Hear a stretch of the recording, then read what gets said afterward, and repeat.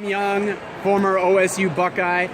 Kim, since your time at Ohio State, you've been on a bit of a hiatus before these summer nationals. What have you been up to? Bring us up to speed. Oh snap. Okay, so I moved away from Ohio to Arizona. I'm from Arizona, so I moved back last summer. So I literally didn't fence in a tournament since NCAA's last year. I competed 2015 or 2016? 2015. So I competed in the 2015 NCAA's, and then I decided to move back to Arizona that summer.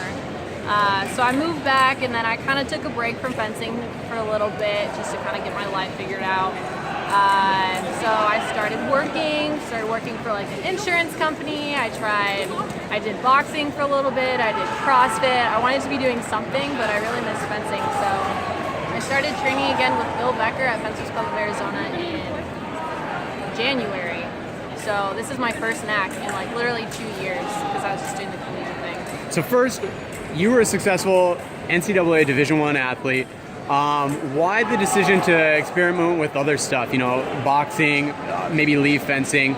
Was it getting too hectic? Sort of. College fencing is a lot. It's like you're literally training like 6 days a week, you know, so it can be a little overbearing.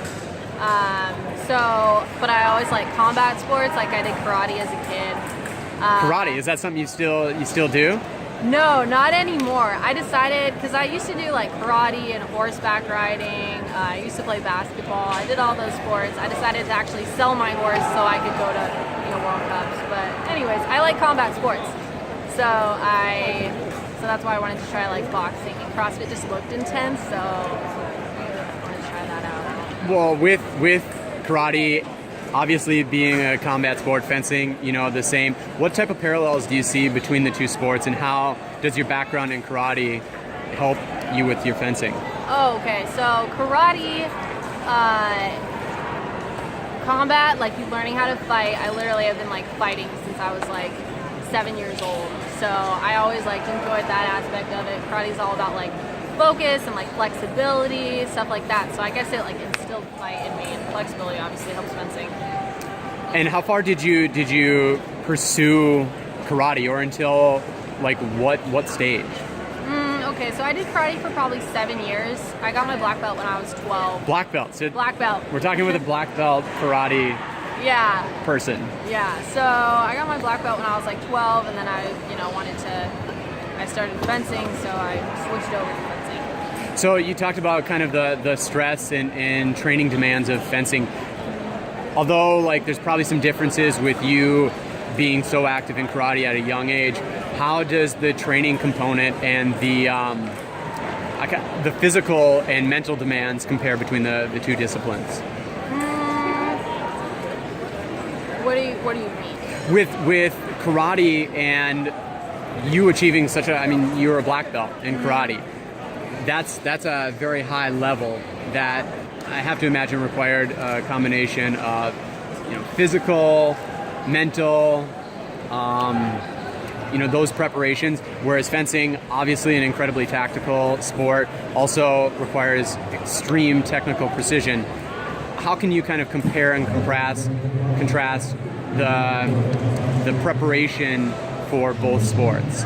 Well, I guess just like being on a consistent training schedule, training like a lot of times a week definitely really helps. Having like a set like physical goal to like work towards, pushing yourself every single day. That's something that like fencing does and karate does. Really a lot of sports, but those specifically. And then it also just like being a mind game, for both of them. Just like reading your opponent, figuring it out, stuff like that. What are certain things that you may have done as a while you were training to get your black belt in karate that you kind of still use to help you with your fencing competition and improvements?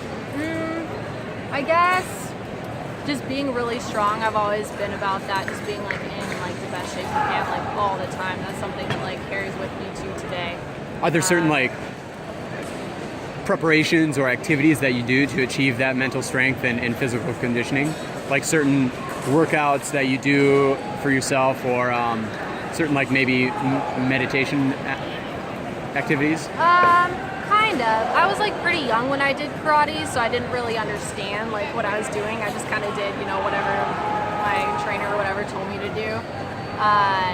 So not that I can think of off the top of my head, but I guess the biggest thing is just like pushing yourself consistently.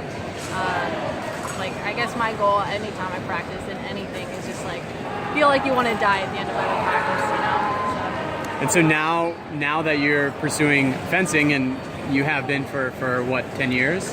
Yeah, since I was 11 now.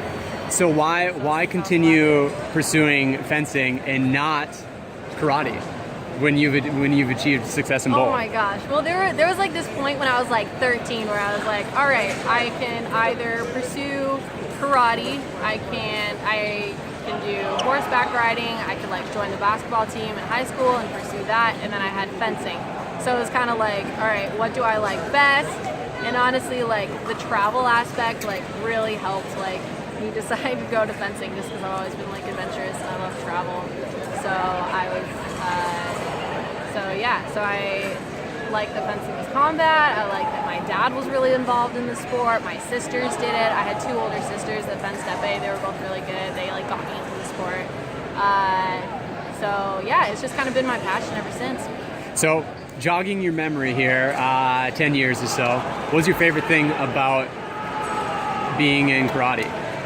About being in karate? About karate in general, and about kind of pursuing that high level as a black belt. Probably, let's see, my favorite thing about being in karate. Let me see.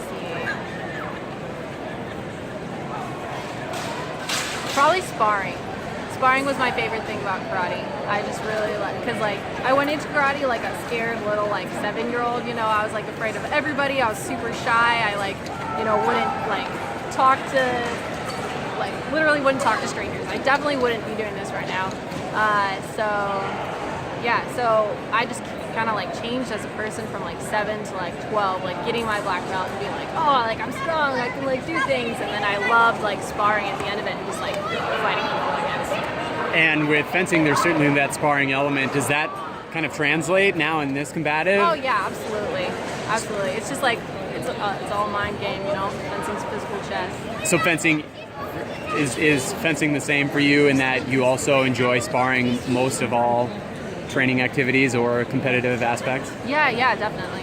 All right. Well, thank you so much, Kim, and happy training. Thanks.